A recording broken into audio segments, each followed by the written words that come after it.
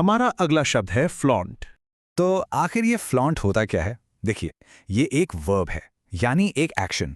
Imagine करिए, आपके पास कोई ऐसी चीज़ है जिस पर आपको बड़ा गर्व है। हो सकता है कोई नया फ़ोन या कोई प्राइज़ या ढेर सारे पैसे। और जब आप उस चीज़ को जानबूझकर थोड़ा शो ऑफ करके लोगों को दिखाते हैं ताकि बस सब लोग आपको देखें, आपकी तारीफ करें, बस उसी एक्शन को कहते हैं फ्लॉन्ट करना। बेसिकली इसका सिंपल सा मतलब है दिखावा करना। बस फ्लॉन्ट थोड़ा सा ज़्यादा सोफिस्टिकेटेड वर्ड है।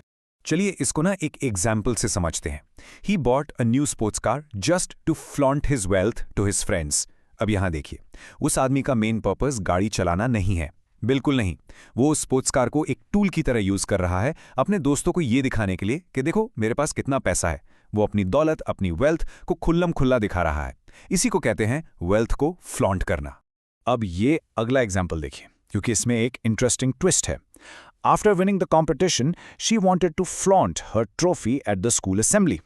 अब देखिए, यहाँ पर बात पैसों की नहीं हो रही है। वो लड़की जो है वो अपनी जीत, अपनी मेहनत से जो उसने ट्रॉफी जीती है, उस अचीवमेंट को सबके सामने प्राइड के साथ, गर्व के साथ दिखाना चाहती है। तो इससे हमें क्या समझ आता है? यही कि फ्लॉन्ट करना सिर्फ पैसों या चीज़ों तक लिमिटेड नहीं है।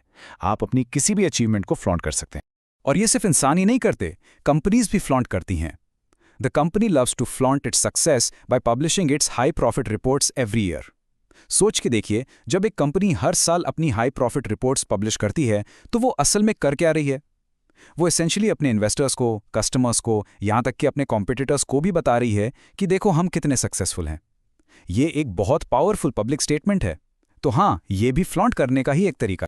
अब जरा इसके सोशल साइड के बारे में सोचते हैं। जरा ये कोट देखिए जो एक फैशन कॉलम से लिया गया है। ये इस वर्ड को एक अलग ही एंगल देता है।